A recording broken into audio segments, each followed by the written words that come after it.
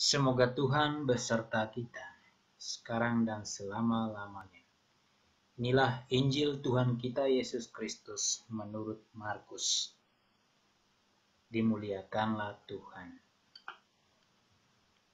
Pada suatu kali, Yesus duduk menghadapi peti persembahan dan memperhatikan bagaimana orang banyak memasukkan uang ke dalam peti itu. Banyak orang kaya memberi jumlah yang besar. Lalu datanglah seorang janda yang miskin, dan ia memasukkan 2 peser, yaitu 1 duit. Maka dipanggilnya murid-muridnya dan berkata kepada mereka, "Aku berkata kepadamu, sesungguhnya janda miskin ini memberi lebih banyak daripada semua orang yang memasukkan uang ke dalam peti persembahan.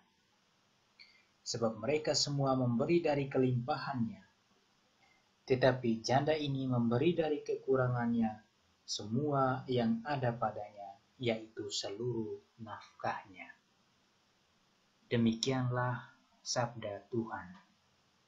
Terpujilah Kristus. Bapak, Ibu, Saudara, dan Saudari yang terkasih di dalam Kristus. Dalam tradisi Yahudi, janda, yatim piatu, dan orang-orang miskin adalah kelompok orang-orang yang harus diperhatikan. Maksudnya adalah bahwa mereka adalah orang-orang yang tidak mempunyai siapa-siapa untuk bersandar, untuk menggantungkan hidup sehari-hari selain daripada perhatian orang-orang di sekitarnya. Kita baru saja mendengar bacaan Injil tentang persembahan. Persembahan dan kotaknya biasanya diletak di bait Allah. Tujuannya adalah untuk disumbangkan kepada orang-orang miskin dan terlantar. Salah satu di dalamnya adalah kepada para janda. Janda miskin hanya memiliki sarana kehidupan yang minim. Ia hanya mengandalkan apa yang mungkin terjadi setiap hari sepanjang hidupnya dan mengandalkan kebaikan dari orang lain di sekitarnya.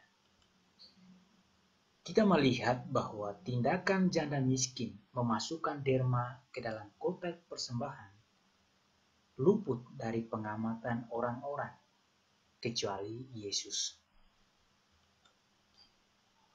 Orang pada umumnya tertarik pada sesuatu yang wah, dan orang terbiasa dengan mempertontonkan pemberian.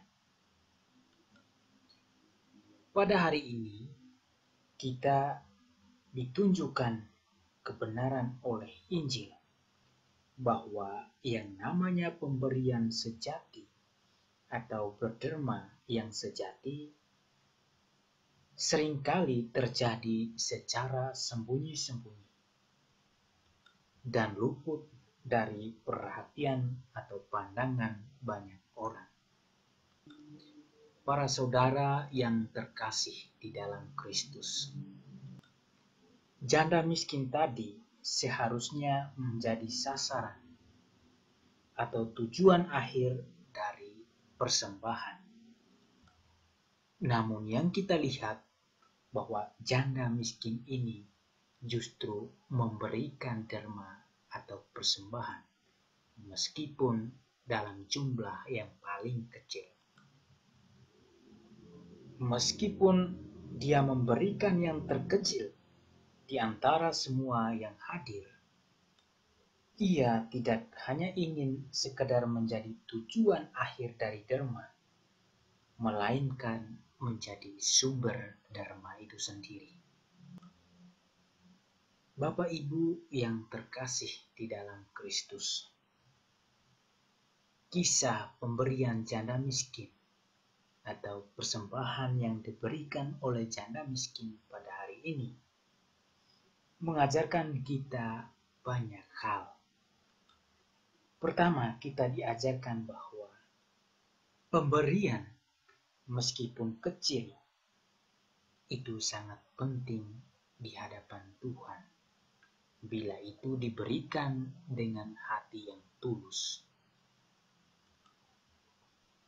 Kedua, kisah janda miskin yang memberikan persembahan sebenarnya ingin mengatakan kepada kita bahwa pemberian yang sejati adalah pemberian diri.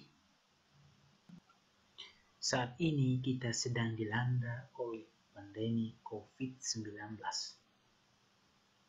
Situasi ini membuat banyak orang kesulitan, kekurangan. Dan di saat seperti ini banyak orang yang menunggu belas kasihan dari kita.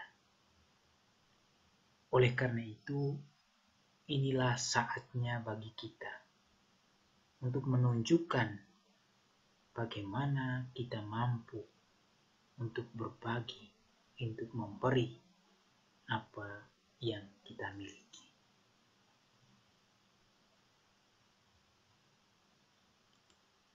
Seperti janda miskin tadi, pemberian tidak harus banyak.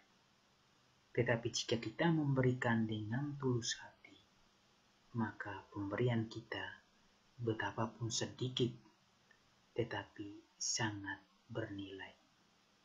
Semoga kita semua tergerak untuk memberi apa yang kita miliki kepada mereka yang membutuhkan saat ini. Semoga Tuhan selalu memberkati kita. Amin.